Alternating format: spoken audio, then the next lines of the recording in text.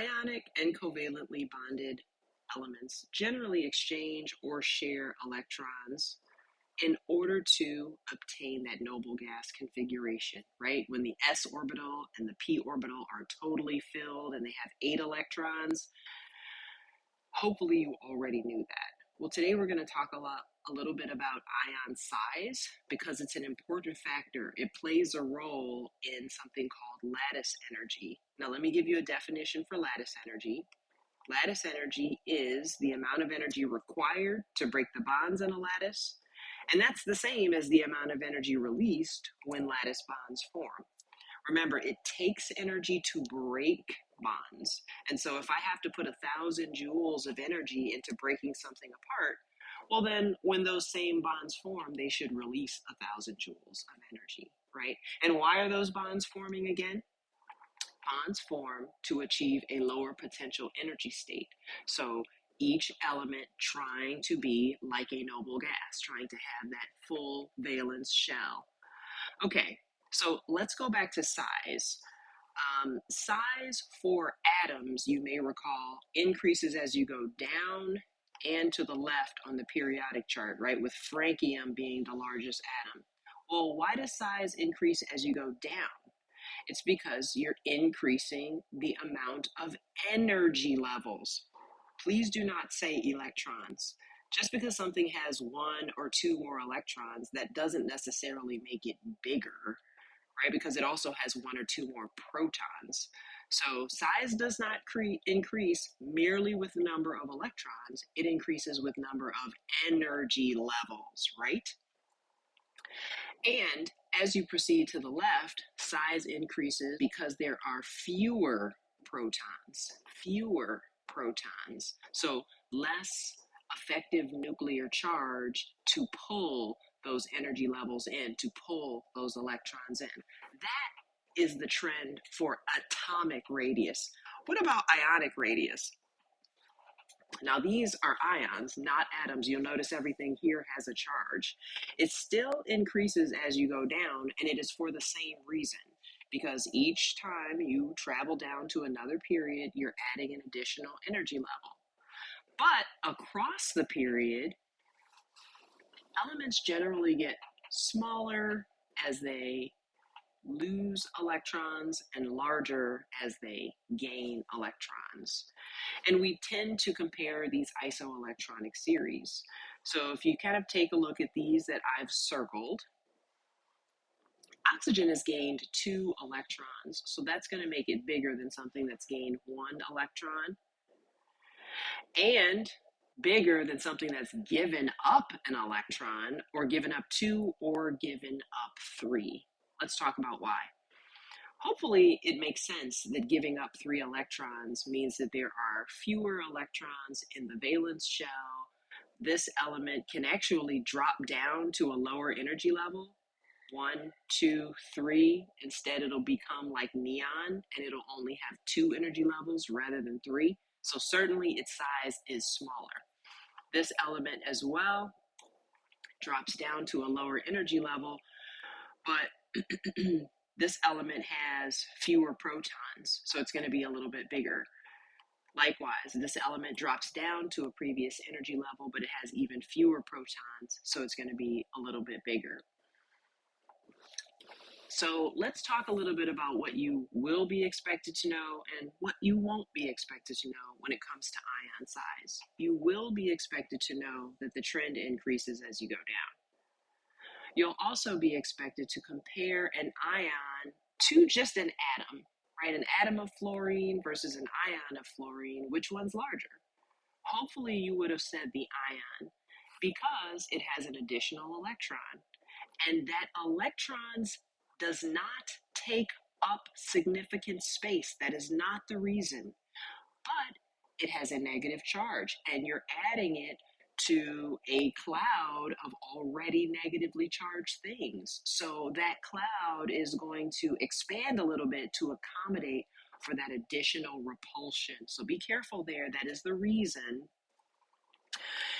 You would be expected to know, for example, that sodium, right, is a little bit bigger as an atom and then smaller as an ion because it lost an electron.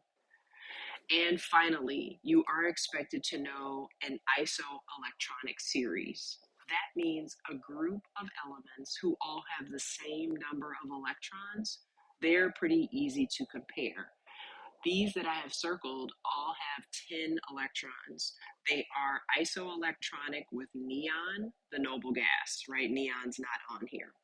So the one that is the largest is the one that then has the fewest protons, the smallest pulling power, right? The smallest effective nuclear charge to pull in those 10 electrons. And the one that is the smallest is the one with the largest pulling power. I think aluminum is 13. So it has 13 protons to pull in that same size cloud of electrons. So those are things you are expected to know. What you are not expected to know is be able to compare unrelated things on opposite sides of the periodic chart. That would be pretty difficult to do. You would probably need some data to answer that type of question. So when we ask you about ion size, we'll ask you about things in a row, things in a period, ions compared to atoms, or an isoelectronic series. Here are some samples. And what do you think? The largest element here should be vanadium, because it has not lost any electrons, and that's compared to all of the other ones that have lost electrons, and then +5 should be the smallest, right? So vanadium, and then all the way to +5. What about the second one? Well, what do these elements have in common? If you take a look, they are all in column 1 on the periodic chart. Sodium is the highest, followed by potassium, rubidium, and cesium is the lowest. It has 6 energy levels. So despite the fact that they have the same exact charge, the lowest has the most energy levels. So cesium, the +1 ion, would be the largest in this group. Sodium would be the smallest, and they would be in order of the row. In item C, we have an isoelectronic series. These are all isoelectronic with xenon, 54 electrons. So for these, something that I do like to do is remind myself that they all have 54 electrons. I'll just put a little -54 because that represents the electrons. But then the number of protons for beryllium is 52. And this one is 53. And this one, cesium, is 55, and this one's 56. So let me put some pluses in front of those to remind you that they are protons. So if they all have the exact same number of electrons, the same electron configuration, the same electron cloud, which one is pulling on those electrons with the least amount of force? That's going to be the biggest one, right? The one that can't pull those electrons in as strongly. It has the lowest effective nuclear charge, and that's going to be beryllium. So that will be our largest.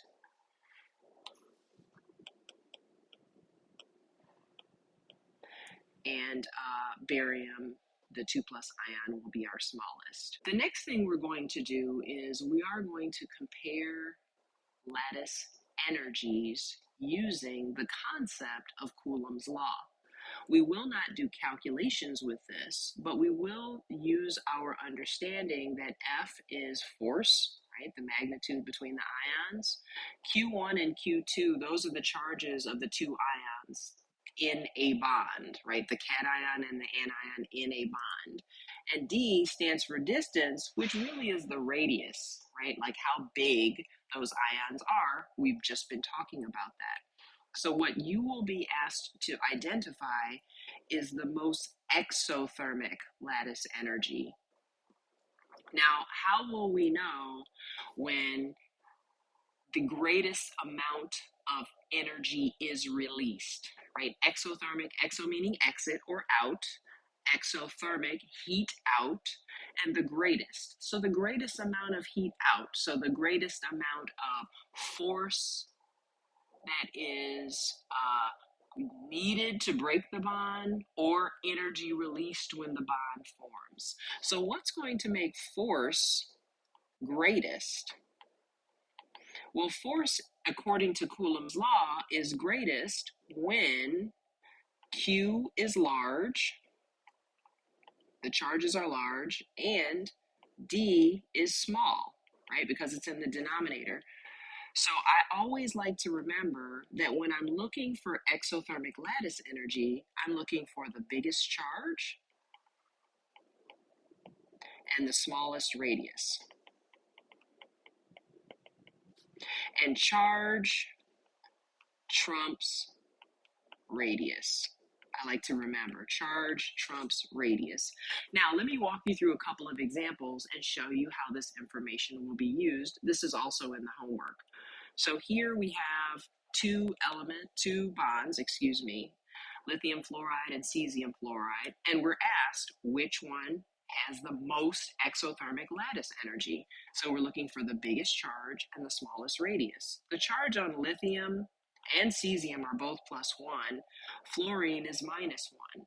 So if this is Q1 and Q2, 1 times 1, that's just going to be -1. And this is also -1. So the charges are the same for both bonds. Well, let's now look at radius. Which one has a smaller radius?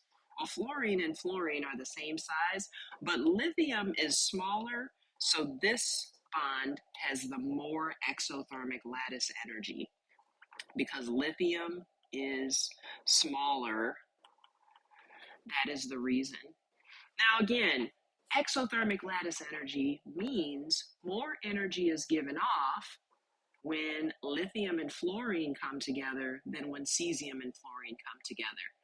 And part of the reason that the radius matters is because if two things are attracted to each other and they are small, they can get closer together, right? So it's more energy is released as a result. Whereas if those things are large, they cannot get as close together, right? Because they themselves are taking up a lot of space. Let's try C. Barium has a +2 charge, chlorine is -1. Here, +2, -2. Now, the 2 subscript does not matter.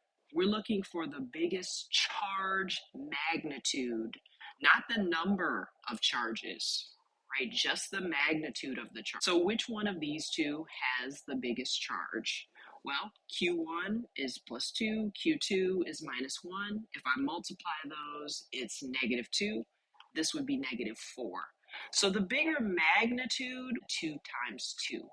I understand that it is a negative number. It'll always be a negative number because you're multiplying the charge of a cation and an anion. So you'll always have a negative number. But we are looking for the largest magnitude. So the 2 times the 2, that's the larger. This has the most exothermic lattice energy because oxygen has a bigger charge greater than chlorine, okay? And they're both with barium. If the charge is greater, you do not need to check the radius. That's what we mean by charge trumps radius. Let's do a few more. Sodium is +1, calcium is +2. SO4 is one of those polyatomics, sulfate. So it's got a -2 charge here and a -2 charge here. Now, I can ignore the subscript because we're not talking about the number of charges, just the magnitude. Which one of these two has the biggest overall charge? 1 times 2 or 2 times 2? This one, 2 times 2. Because both charges are bigger, right? Even if you multiply them, 4 is bigger than the multiple 2, so we have the largest.